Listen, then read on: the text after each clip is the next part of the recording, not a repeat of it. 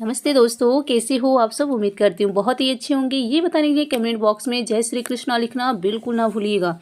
तो आज आप सभी को मैं बताने वाली हूँ कि क्या 29 मार्च 2025 में कलयुग का अंत कब और कैसे होगा। आइए जानेंगे क्या ये सच में है। भारत में 16वीं शताब्दी में एक संत हुए थे जिनका नाम संत अच्युतानंद था। इन्होंने भविष्य मालिका नाम की एक पुस्तक लिखी थी जिसमें कलयुग के बारे में और इसके अंत व दुनिया के विनाश के बारे में कई तरह की भविष्यवाणी की थी। मित्रों, इस वर्ष के मात्र 2 सप्ताह में जो घटनाएं आपने देखी है, जैसे अमेरिका में भीषण आग की शताब्दी तबाही और अन्य ग्रह के जीवों का पृथ्वी पर देखा जाना, राजस्थान जैसे सूखे प्रदेश में बाढ़ आना, नेपाल सहित 5 देशों में भूकंप के महा झटके देखना, ये घटनाएं आपने सुनी और देखी है। यह सिर्फ 2025 का प्रारंभ है। आने वाले समय में इतना भयानक मंजर होगा कि यह मनुष्य जीवन अभिशाप लगने लगेगा। एक सबसे बड़ी भविष्यवाणी ये है कि मित्रों, क्या आपको पता है कि 2025 में अंत तक पृथ्वी से मनुष्य जीवन पूरी तरह विलुप्त हो चुका होगा, क्योंकि यह वही वर्ष है जब भगवान कलिक मनुष्यों को दर्शन देंगे, सतयुग का प्रारंभ करेंगे और कलयुग का अंत करेंगे। भविष्य मालिका के अनुसार धरती 3 चरणों से गुजर रही है। पहला चरण क्या है दोस्तों, उससे पहले यदि आप सब हमारे चैनल पे पहली बार आए हो तो प्लीज़ हमारे चैनल को जल्दी से सब्सक्राइब कर लीजिए और एक लाइक पक्का कर दीजिएगा। आप सभी से एक छोटी सी रिक्वेस्ट है। आइए जानते हैं, कलयुग का अंत होगा, महाविनाश होगा, तीसरा एक नया युग आएगा और चौथा भविष्य मालिका में भविष्यवाणियों में से कई सच साबित हो चुकी है। पांचवा ये है कि भविष्य मालिका में जगन्नाथ मंदिर से जुड़ी कई भविष्यवाणी सच साबित हुई है। मालिका के मुताबिक कलयुग के अंत में दुनिया भर में सनातन धर्म के प्रतीक चिन्ह मिलने लगे हैं। जल प्रलय और प्राकृतिक आपदा की वजह से कई पुराने गांव और शहर दोबारा दिखाई देने लगे हैं। भविष्य मालिका के अनुसार केदारनाथ, बद्रीनाथ, गंगोत्री और यमुनोत्री से भगवान के चले आने और इस स्थलों से लुप्त हो जाने से संकेत भी दिए गए हैं। इस तीर्थों के लुप्त होने की भविष्यवाणी को एक महाविनाश के संकेत के रूप में भी बताया गया है। इसके लुप्त होने से कलयुग का अंत हो जाएगा और भविष्य मालिका के अनुसार अर्धम के बढ़ने और प्राकृतिक बदलाव के चलते कई देव स्थान अदृश्य हो जाएंगे और कई लुप्त होने की स्थिति में पहुंच जाएंगे। इसका मुख्य कारण धरती का बढ़ाता तापमान और प्राकृतिक बदलाव और अधर्म का राज्य होगा। तब महाविनाश और युद्ध प्रारंभ होगा। महाविनाश के बाद भगवान कलिंग अनंत माधव पूरे देव स्थानों की स्थापना करेंगे। भविष्य मालिका के अनुसार चौथा महायुद्ध, या कहे कि धर्म युद्ध, धर्म और अधर्म के बीच होगा। कलयुग के अंत में जिन लोगों ने महाभारत के युद्ध में भाग लिया था, वे सभी इस महायुद्ध में भाग लेंगे और भगवान कलिक का साथ देंगे। भविष्य मालिका के अनुसार यह चौथा धर्म युद्ध महाविनाश लाएगा और महाविनाश से पहले शिव जी द्वारा स्थापित इस धरती पर कुछ बदलाव देखे जाएंगे, जिनमें प्राचीन काल के चिन्ह या सतयुग से संबंधित कुछ अवशेष सामने आएंगे। साथ ही कुछ बहुत प्राचीन मंदिरों और धर्म स्थान विलुप्त हो जाएंगे। बताया जा रहा है कि महाभारत युद्ध के सभी योद्धा पुनः युद्ध लड़ने आएंगे और अब उनकी यह इच्छा कलयुग के अंत में पूरी होगी। जब कलिक अवतार का जन्म होगा तब बलराम जी भी प्रकट होंगे। बलराम जी को ही जगन्नाथपुरी से बलभद्र के नाम से जाना जाता है। कलयुग के अंत में बलराम जी पुनः प्रकट होंगे और कलयुग के अंत में महाभारत का अधूरा युद्ध फिर से लड़ा जाएगा। शनि का गोचर तबाही मचाएगा। जब शनि कुंभ राशि में प्रवेश करेंगे तब महाविनाश का प्रारंभ होगा। शनि ने कुंभ में प्रवेश किया है, फिर वक्री होकर 29 मार्च 2025 को मकर राशि में गोचर करेगा। इस दौरान तीसरे विश्व युद्ध में महाविनाश का पहला चरण प्रारंभ होगा। इसी दौरान महाविनाश होगा और एक नए युद्ध का प्रारंभ होगा। मित्रों, हम सबके मन में कभी ना कभी यह सवाल जरूर आता होगा कि दुनिया में इतने सारे युद्ध, इतने सारे दुख और परेशानियां क्यों हैं? क्या यह सब कलयुग के कारण है? और अगर हाँ, तो फिर कलयुग का अंत कब होगा? आजकल दुनिया में पाप बढ़ने जा रहे हैं। इन दिनों कई ऐसी घटनाएं भी सुनने को मिलती है जिससे मानवता शर्मसार होती है। कुछ लोग ऐसे हैं जो अनेक परेशानियों से घिरे हुए हैं।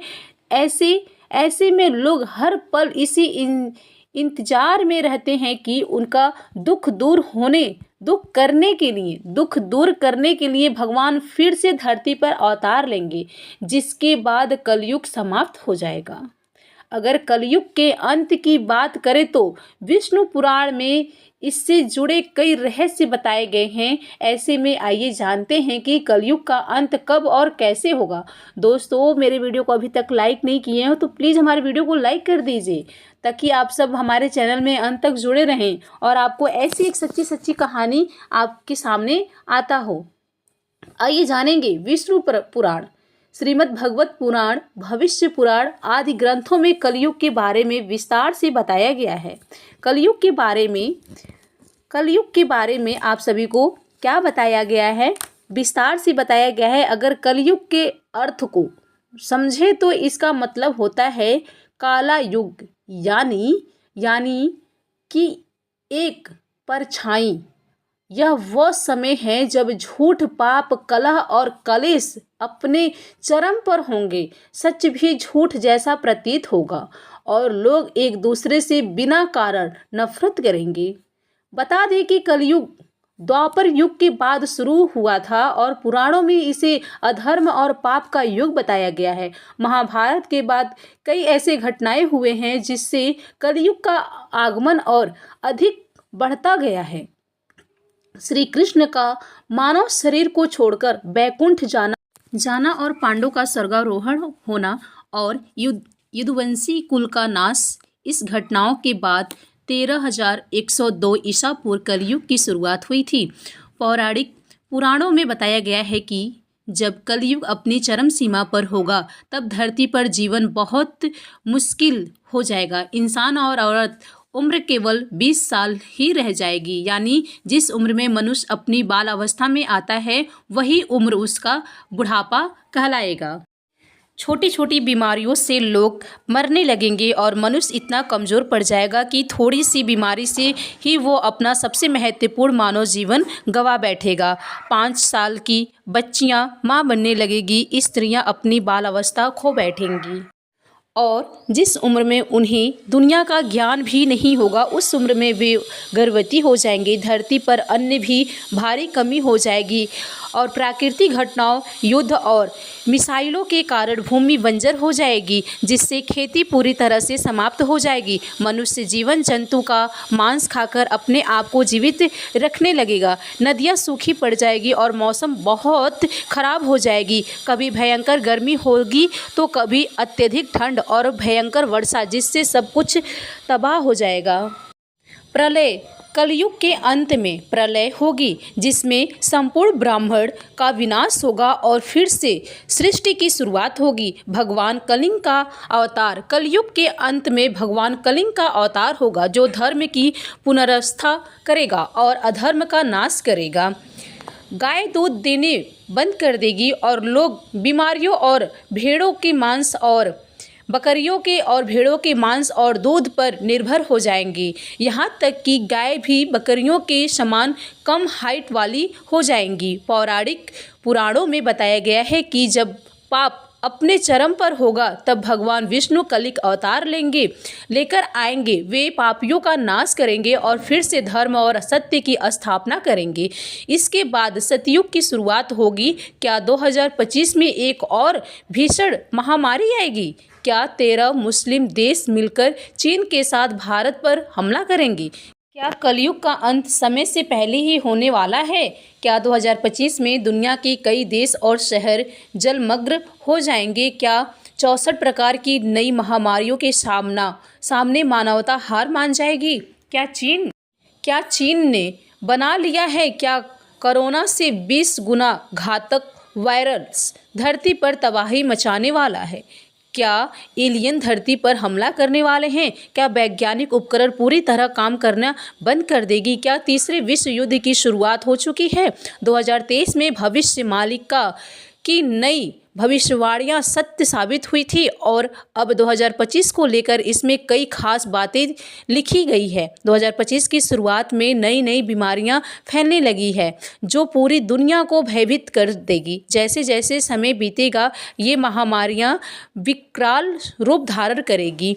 हाल ही में चीन में एक नए वायरस का पता चला है जो कोरोना से 20 गुना ज़्यादा घातक है। वैज्ञानिकों का मानना है कि यदि यह वायरल फैलता है तो लगभग 10 करोड़ लोग इसकी चपेट में आ सकते हैं। इस बीमारी को वैज्ञानिकों ने HMPV नाम दिया है। कोरोना वायरस जिससे कई गुना कमज़ोर था उसकी रोकथाम और वैक्सीन विकसित करने से वर्षों लग गए थे। ऐसे में यदि इससे भी घातक कोई वायरस आता है तो दुनिया की स्थिति बेहद भयानक हो सकती है। भविष्य मालिका ग्रंथ में बताया गया है कि 64 प्रकार की महामारियां आएगी जिनका असर 2025 की शुरुआत में ही दिखा जाएगा। प्राचीन काल में महामारियों को रोकने के लिए विशेष जुड़ी बूटियों का प्रयोग किया जाता था। जब इन जड़ी बूटियों का धुआं वायुमंडल में फैलता था तो हानिकारक वायरस,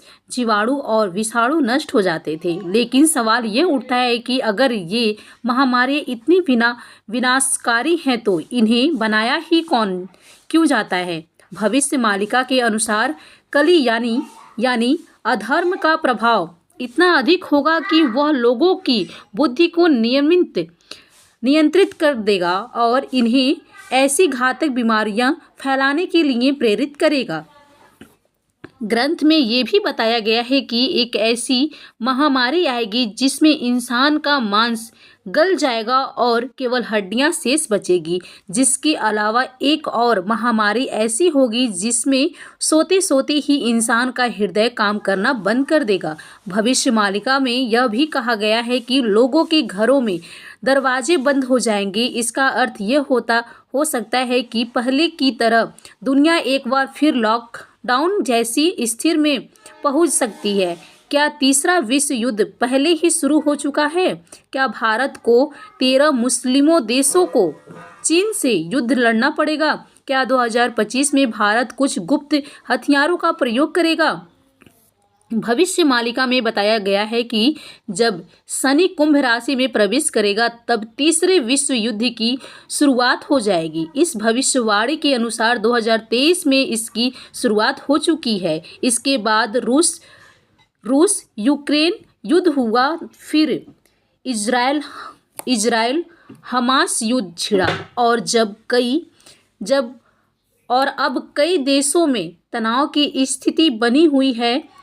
अगला युद्ध चीन और ताइवान के बीच होगा, जिसके बाद भारत में पाकिस्तान के बीच भी युद्ध होगा। भविष्य मालिका के अनुसार इस युद्ध में पाकिस्तान अकेले भारत में नहीं लड़ सकेगा।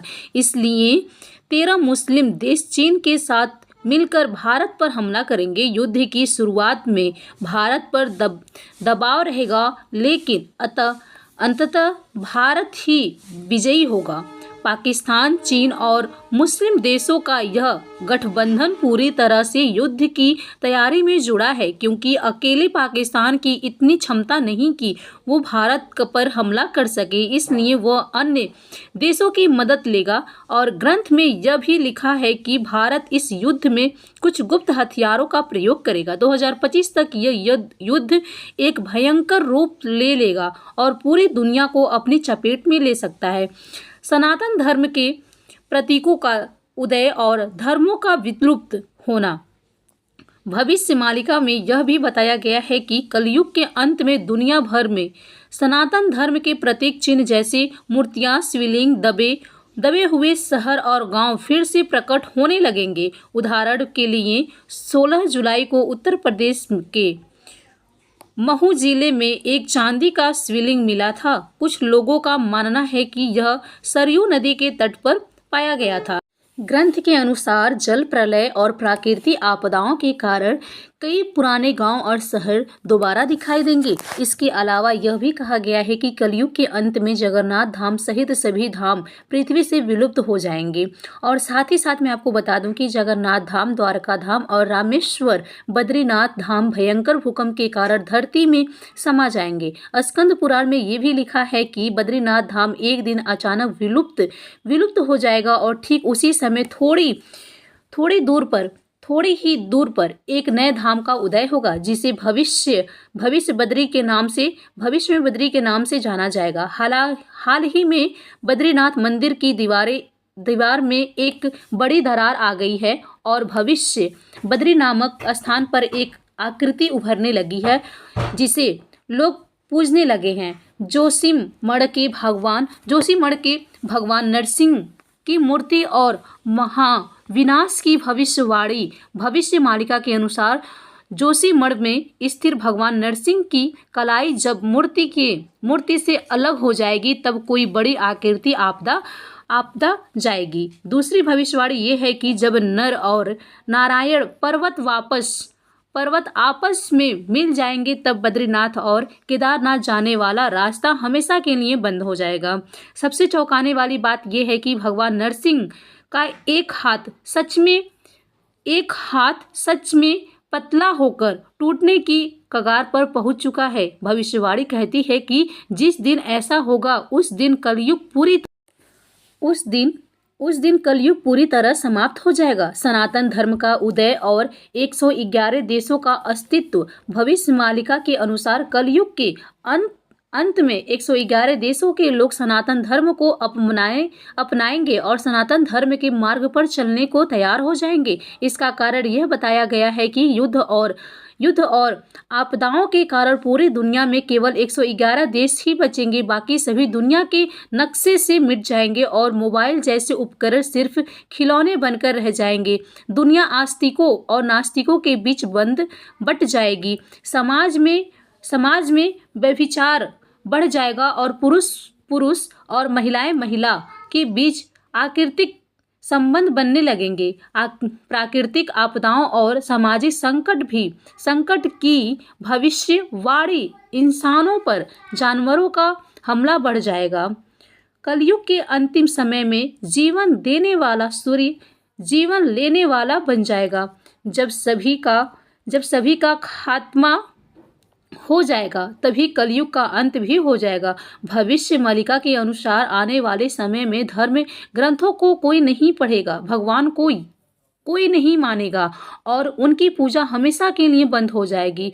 रूस उठा ले जाएगा भगवान जगन्नाथ की मूर्तियां और 7 दिन और 7 रातों तक अंधेरा छा जाएगा। इसी अंधेरे में चारों ओर घूमेंगे 12 सुदर्शन चक्र और भैरवी चारों ओर गर्जना रहेगी, जिससे सभी लोग अपने अपने घरों में छिपकर बैठ रहेंगे। आपको हमारी दी हुई जानकारी अच्छी लगी हो तो चैनल को लाइक करें और सब्सक्राइब करें। वीडियो पसंद आए तो फ्रेंड और फैमिली में शेयर करना बिल्कुल ना भूलें और मुझे ज़्यादा से ज़्यादा सपोर्ट करें कि आप लोग के लिए ऐसी एक नई सच्ची कहानी लेकर के आया करूं।